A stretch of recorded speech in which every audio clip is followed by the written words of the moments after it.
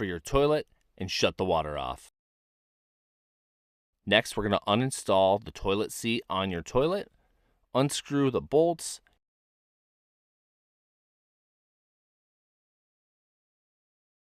and remove the seat.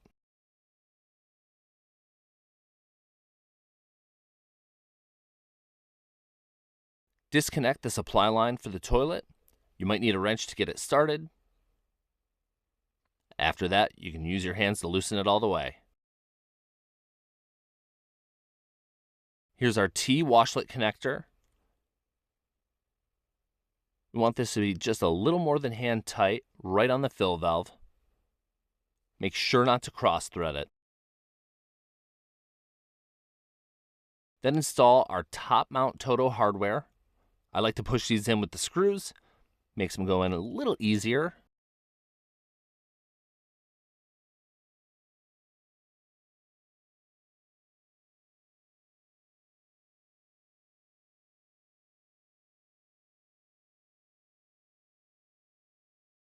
Here's our bracket.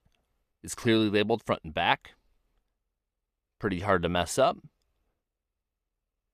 Throw in our metal rails. There's several different spots that you can install them on. I like to go one up from the bottom. Gives you a little adjustment. Every toilet's different though, and make sure you line it up with your toilet tank and bowl. Throw in the bolts. Center your bracket. And then tighten until snug.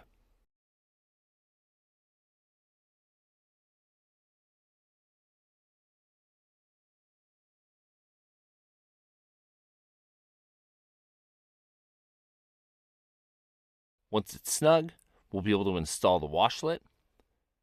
This just slides right into the bracket. If you didn't align it properly, you'll notice that the toilet will not go all the way back and click into place. Just reset it, and you'll feel it slide right into place for a snug and firm connection.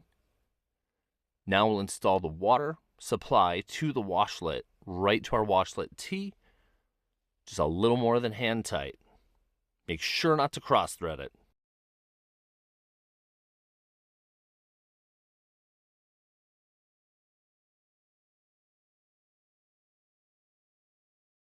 Plug it into an outlet, preferably a GFI protected one, and you'll see our controls light up and power it on.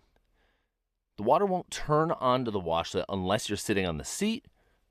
I tricked it here